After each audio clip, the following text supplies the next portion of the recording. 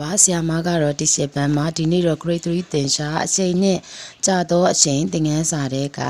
page number 20မှာရှိတဲ့ number 5လေးကိုဆရာမနဲ့အတူတူတွေ့လေ့လာကြည့်အောင်ပေါ့နော်အဲ့တော့ကာကြီးခါကွယ် number 5လေးကနှစ်ပုတ်ရှိတယ်ပေါ့နော်အဲ့တော့ဒီမှာကြည့်အောင်ကြာတော့အချိန်တွေကိုခြာပါတဲ့သူကမိကုန်းကမေးထားတာကြာတော့အချိန်တွေကိုခြာပါတဲ့အဲ့တော့နံပါတ်ကာကြီးက2နာရီ30မိနစ်နဲ့တဲ့3နာရီ15မိနစ်ကြာတဲ့အဲ့တော့ဂျားလေးကောင်ကအချိန်ကိုသူကခြာခိုင်းတာကြာတော့အချိန်ကိုရှာခိုင်းတာဒီလိုပု္ပ္ပစာမျိုးမှာဆိုရင်ဒီဥစ္စာက2နာရီ30မိနစ်ကစတဲ့အချိန်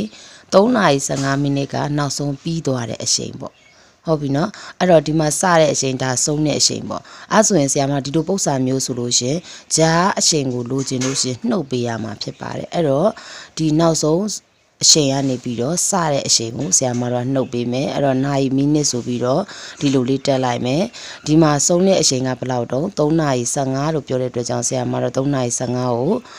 ရေးလိုက်မယ်ပြီးရင်2နာရီ30ကိုအောက်ကနေပါလုပ်ပေးမလဲနှုတ်ပေးလိုက်မယ်အဲ့တော့ဆရာမတို့က15တဲ့ကနေ30ကိုနှုတ်လို့ရလားမရဘူးเนาะမရတဲ့အတွက်ကြောင့်ဆရာမတို့ဒီ1နာရီ3နာရီတည်းကနေဘာလုပ်မလဲဆိုရင်1နာရီလေးကိုခဏယူလိုက်မယ်ပေါ့เนาะယူလိုက်တော့ဒီ3နာရီကဘယ်နာရီပဲကြံမလို့2နာရီပဲကြံမယ်ကဲဒီဘက်က1နာရီလေးကသူ့အိမ်မှာတော့သူက1နာရီပဲဒါပေမဲ့မိနစ်တို့အိမ်ကိုရောက်သွားပြီဆိုလို့ရှင်ဘယ်နှစ်မိနစ်ဖြစ်သွားမှာတော့နာရီနဲ့မိနစ်စသွယ်ချက်ကဘယ်လောက်တော့60မိနစ်ဟုတ်ပြီနော်အဲ့တော့60ရဲ့သူ့ရဲ့မူရင်းရှိနေတာကဘယ်နှစ်မိနစ်တော့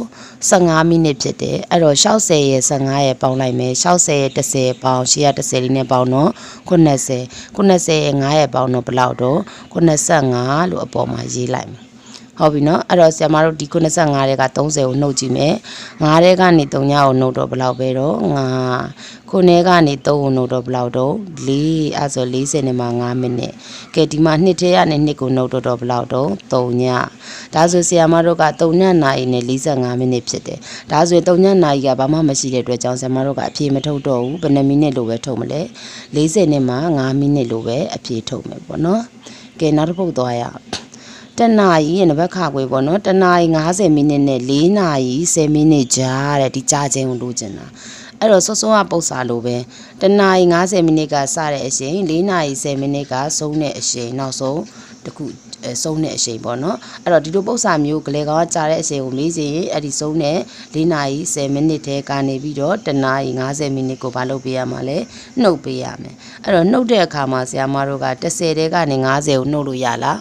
မရဘူးမရတဲ့အခါမှာဆရာမတို့ဒီဘက်ကရှိတဲ့4နာရီတည်းကနေ1နာရီယူလိုက်မယ်အဲ့တော့4နာရီတည်းက1နာရီလိုက်တော့ဘယ်နှနာရီကျန်မလို့3နာရီကျန်မယ်အဲ့တော့ဒီဘက်မှာတော့1နာရီပဲမိနစ်တို့အိမ်ကိုရောက်သွားပြီဆိုလို့ရှင် तू ကဘယ်နှမိနစ်ဖြစ်သွားမှာ1နာရီမှာဘယ်နှမိနစ်ရှိတော့60မိနစ်ရှိတယ်ဟုတ်ပြီအဲ့တော့60မိနစ်နဲ့သူ့ရဲ့မူရင်းရှိနေတာဘယ်နှမိနစ်တော့10မိနစ်ဖြစ်တယ်အဲ့တော့60ရဲ့10ပေါင်းလိုက်တော့ဘယ်20တော့90ဟုတ်ပြီ90တဲ့ကနေဆရာမတော့50ကိုနှုတ်3ညတဲ့ကနေ3ညနှုတ်တော့3ည9ကနေပြီးတော့9နှုတ်တော့2ဟုတ်ပြီ20မိနစ်ဒီ3နဲ့ကနေဒီ1ကိုနှုတ်လို့ရှင်ဘယ်လောက်တော့2ကျန်မယ်ဒါဆိုဆရာမတော့ဘယ်နှစ်နာရီနဲ့ဘယ်နှစ်မိနစ်တော့2နာရီနဲ့20မိနစ်ရတယ်အဖြေလေးကဘယ်လောက်ရတော့2နာရီ20မိနစ်လို့အဖြေလေးရပါတယ်ကဲအဲ့တော့comment မှာလာလာမေးထားတဲ့နိုင်အနှုတ်ကလေးတွေကဘယ်လိုနှုတ်ရလဲဆိုတာကိုဒီဗီဒီယိုလေးကနေပြီးတော့ဆရာမကနှုတ်ပေးလိုက်ပါပြီနောက်ဗီဒီယိုမှာတွေ့ပါမယ်ရှင်